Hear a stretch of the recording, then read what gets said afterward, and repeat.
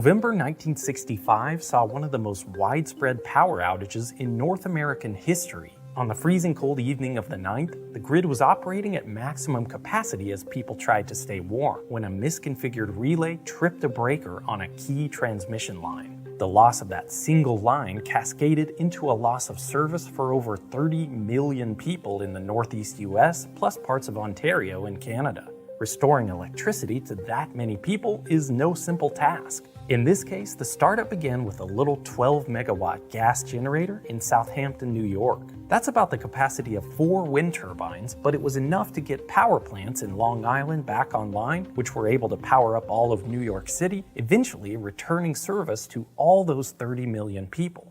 The grid is a little bit of a house of cards. It's not necessarily flimsy, but if the whole thing gets knocked down, you have to rebuild it one card at a time and from the ground up. Restoring power after a major blackout is one of the most high-stakes operations you can imagine. The consequences of messing it up are enormous, but there's no way to practice a real-life scenario. It seems as simple as flipping a switch, but restoring power is more complicated than you might think. And I built a model power grid here in the studio to show you how this works. This is my last video in a deep dive series on widespread outages to the power grid, so go back and check out those other videos if you want to learn more. I'm Grady, and this is Practical Engineering. In today's episode, we're talking about Blackstarts of the grid.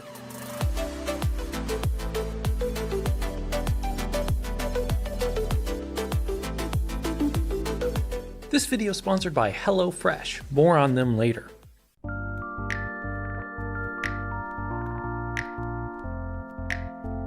An ideal grid keeps running indefinitely. Maybe it sustains localized damage from lightning strikes, vehicle accidents, hurricanes, floods, and wayward squirrels, but the protective devices trigger circuit breakers to isolate those faults and keep them from disrupting the rest of the system. But we know that no grid is perfect, and occasionally the damage lines up just right, or the protective devices behave in unexpected ways that cascade into a widespread outage. I sometimes use the word blackout kind of freely to refer to any amount of electrical service disruption, but it's really meant to describe an event like this, a widespread outage across most or all of an interconnected area. Lots of engineering, dedicated service from line workers, plenty of lessons learned from past mishaps, and a little bit of good fortune have all meant that we don't see too many true blackouts these days, but they still happen, and they're still a grid operator's worst nightmare. We explored the extreme consequences that come from a large-scale blackout in a previous video. With those consequences in mind, the task of bringing a power grid back online from nothing, called a black start, is frightfully consequential, with significant repercussions if things go wrong.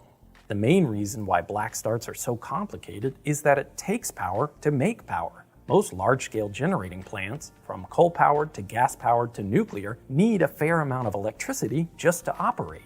That sounds counterintuitive, and of course configurations and equipment vary from plant to plant, but power generating stations are enormous industrial facilities. They have blowers and scrubbers, precipitators and reactors, compressors, computers, lights, coffee makers, control panels and pumps, so many pumps. Lubrication pumps, fuel pumps, feed water pumps, cooling water pumps, and much, much more. Most of this equipment is both necessary for the plant to run and requires electricity.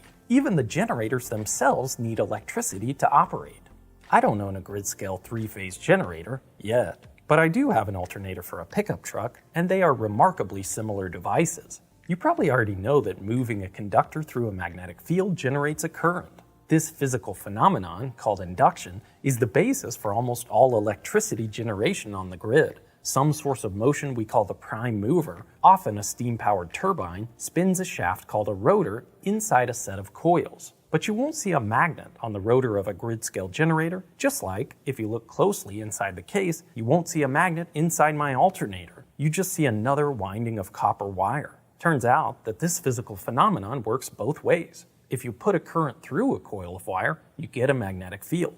If that coil is on a rotor, you can spin it like so. This is my model power plant. I got this idea from a video by Bellingham Technical College, but their model was a little more sophisticated than mine. Let me give you a tour. On the right, we have the prime mover. Don't worry about the fact that it's an electric motor. My model power plant consumes more energy than it creates, but I didn't want to build a mini steam turbine just for this demonstration. The thing that's important is that the prime mover drives a three-phase generator, in my case through this belt. And the generator you already saw is a car alternator that I modified to create an alternating current instead of a direct current like what's used in a vehicle. The alternator is connected to some resistors that simulate loads on the grid. And I have an oscilloscope hooked up to one of the phases so we can see the AC waveform. Yeah, all this is so we could just see that sine wave on the oscilloscope. It could have been a couple of tiny three-phase motors. It could have even just been a signal generator. But you guys love these models, so I thought you deserved something slightly grander in scale. There's a few other things here too, including a second model power plant, but we'll get to those in a minute. The alternator I used in my model has two brushes of graphite that ride along the rotor so that we can supply current to the coil inside to create an electromagnet. This is called excitation, and it has a major benefit over using permanent magnets in a generator. It's adjustable. Let's power up the prime mover to see how it works. If there's no excitation current, there's no magnetic field, which means there's no power. We're just spinning two inert coils of wire right next to each other. But watch what happens when I apply some current to the brushes. Now the rotor is excited, and I have to say I'm pretty excited too, because I can see that we're generating power. As I increase the excitation current, we can see that the voltage across the resistor is higher, so we're generating more power. Of course, this additional power doesn't come for free. It also puts more and more mechanical load on the prime mover. You can see when I spin the alternator with no excitation current, it turns freely. But when I increase the current, it becomes more difficult to spin. Modern power plants adjust the excitation current in a generator to regulate the voltage of electricity leaving the facility, something that would be much harder to do in a device that used permanent magnets that don't need electricity to create a magnetic field. The power for the excitation system can come from the generator, but like the other equipment I mentioned, it can't start working until the plant is running. In fact, power plants often use around 5 to 10% of all the electricity they generate. That's why a Blackstart of a large power plant is often called bootstrapping, because the facility has to pick itself up by the bootstraps. It needs a significant amount of power, both to start and maintain its own creation of power, and that poses an obvious challenge. You might be familiar with the standby generators used at hospitals, cell phone towers, city water pumps, and many other critical facilities where a power outage could have severe consequences. Lots of people even have small ones for their homes. These generators use diesel or natural gas for fuel and large banks of batteries to get started. Imagine the standby generator capacity that would be needed at a major power plant. 5% of the nearest plant to my house, even at a quarter of its nameplate capacity, is 18 megawatts. That's more than 100 of these. It's just not feasible to maintain that amount of standby generation capacity at every power plant. Instead, we designate Blackstart sources that can either spin up without support using batteries and standby devices, or that can remain energized without a connection to the rest of the grid. Obviously, these Blackstart power plants are more expensive to build and maintain, so we only have so many of them spread across each grid. Their combined capacity can only supply a small fraction of electricity demands, but we don't need them for that during a blackout. We just need them to create enough power so that larger baseload plants can spin up. Hydropower plants are often used as Blackstart sources because they only need a little bit of electricity to open the gates and excite the generators to produce electricity. Some wind turbines and solar plants could be used as Blackstart sources, but most aren't set up for it because they don't produce power 24/7. But producing enough power to get the bigger plants started is only the first of many hurdles to restoring service during a blackout. The next step is to get the power to the plants.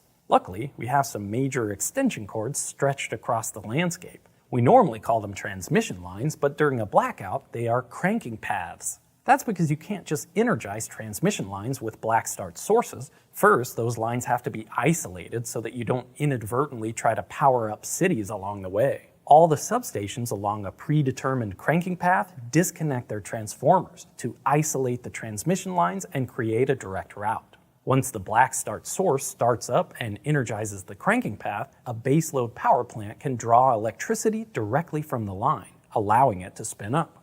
One trick to speed up recovery is to Blackstart individual islands within the larger grid.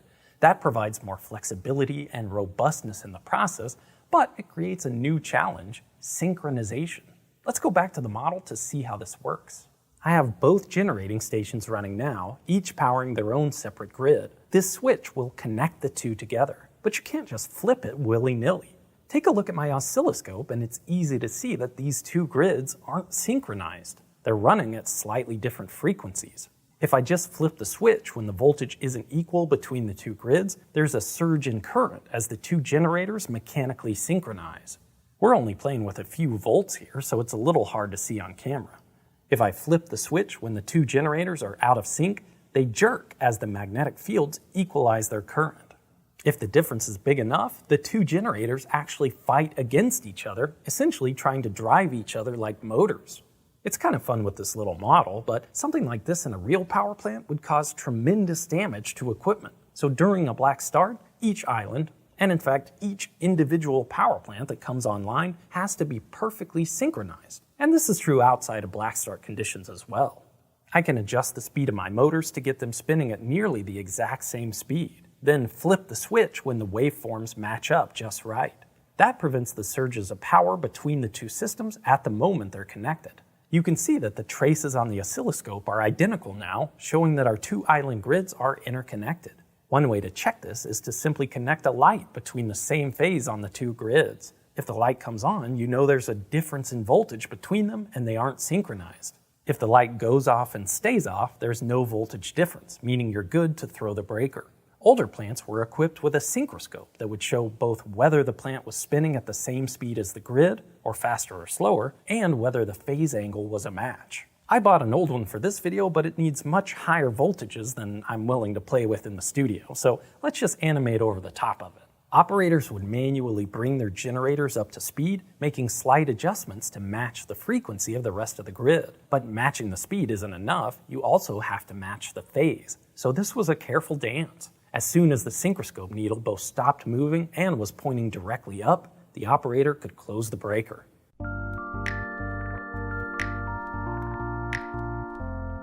During a black start, utilities can start restoring power to their customers, slowly matching generation capacity with demand as more and more power plants come online. Generally, the most critical loads will be prioritized during the recovery, like natural gas infrastructure, communications, hospitals, and military installations. But even connecting customers adds complexity to restoration. Some of our most power-hungry appliances only get more hungry the longer they've been offline. For example, an outage during the summer means all the buildings are heating up with no access to air conditioning. When the power does come back on, it's not just a few air conditioners ready to run, it's all of them at once.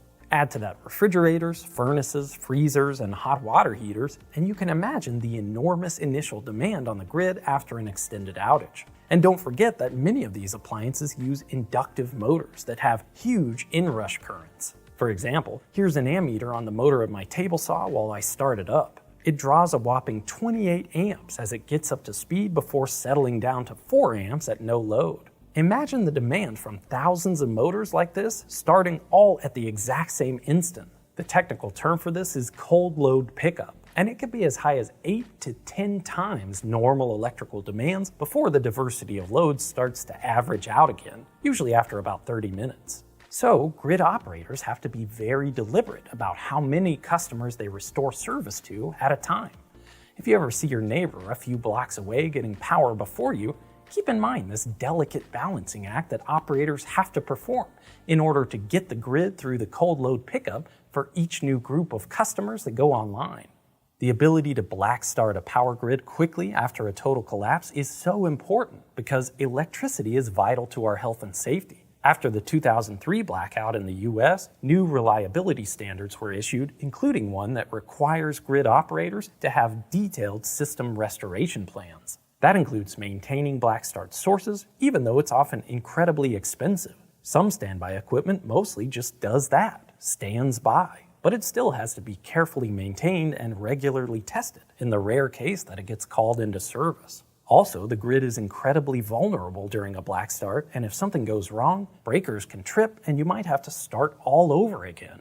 Utilities have strict security measures to try and ensure that no one could intentionally disable or frustrate the Blackstart process. Finally, they do detailed analysis to make sure they can bring their grid up from scratch, including testing and even running drills to practice the procedures. All this cost and effort and careful engineering just to ensure that we can get the grid back up and running to power homes and businesses after a major blackout. Cost and effort are good things to spend on electrical infrastructure, but I prefer our family dinners to be inexpensive and easy. Between juggling naps, chores, and activities, it gets hard to fit cooking dinner into the schedule. That's why I'm thankful for HelloFresh, the sponsor of today's video, for saving us time on the crazy weekends by making cooking simple and quick. Plus, it's just a lot of fun. A tomato. HelloFresh has a lot of recipes that you can choose from each week and different plans to help you meet your goals, try something new, or just keep everyone happy, including family-friendly, fit and wholesome, vegetarian, and a bunch of options for side dishes and upgrades. Yeah, really get your thumbs. We've been using HelloFresh for more than 3 years, and really it's not because of how convenient, delicious, and healthy the meals are, it's just because we enjoy it. HelloFresh is basically a shortcut to a memorable night in, and the meal at the end is an added bonus. Isn't zesting just peeling something and not throwing away the peel? No. They have a new offer if you've been on the fence about giving it a try. If you go to HelloFresh.com and use code PRACTICAL18, you'll get 18 free meals plus free shipping. I really think you'll enjoy it. That's HelloFresh.com and use code PRACTICAL18. Thank you for watching, and let me know what you think.